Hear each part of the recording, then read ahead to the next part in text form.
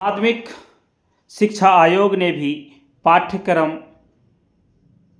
निर्माण के लिए बहुत कुछ सिद्धांतों का उल्लेख किया है। उनमें से कुछ महत्वपूर्ण निम्न प्रकार हैं, जिसमें से सबसे पहला, पाठ्यक्रम अधिक से अधिक विस्तृत होना चाहिए। पाठ्यक्रम के निर्माण में व्यक्तिगत भेदों को ध्यान में रखा जाना चाहिए। पाठ्यक्रम सामाजिक जीवन से संबंधित होना चाहिए। पाठ्यक्रम में समन्वयन का ध्यान रखा जाना चाहिए। अवकाश के लिए प्रशिक्षण प्रदान किया जाना चाहिए। पाठ्यक्रम अधिक जटिल न हो, इसका भी ज़्यादा से ज़्यादा ध्यान दिया जाना चाहिए। पाठ्यक्रम जीविकोपार्जन में सहायक सिद्ध होना चाहिए। पाठ्यक्रम में धार्मिक शिक्षा को महत्व दिया जाना चाहिए।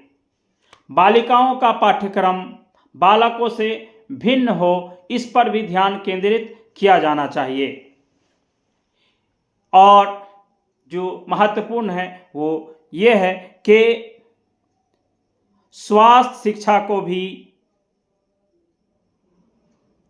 माध्यमिक शिक्षा आयोग के संदर्भ में ध्यान केंद्रित होकर इस बात को ध्यान दिया जाना चाहिए कि स्वास्थ्य शिक्षा को भी मानव जीवन पर आधारित करके उसको महत्वपूर्णता का आधार माना जाए और पाठ्यक्रम निर्माण करना विद्यालय प्रशासन की प्रमुख क्रियाओं में से एक है और उनमें से उनके सिद्धांत को आधार मान करके अध्यापकों के सहयोग से पाठ्यक्रम का निर्माण करना चाहिए, ताकि छात्र जीवन और शिक्षक जीवन दोनों को एक दूसरे से कोरिलेट करके, एक दूसरे से समन्वय स्थापित करके बहुत सारी गुत्थियों को सुलझाया जा सके और बहुत सारी समस्याओं का समाधान समय रहते हुए निश्चित रूपरेखा के माध्यम से निर्णय लिया जाना चाहिए। बहुत बहुत धन्यवाद, आभार।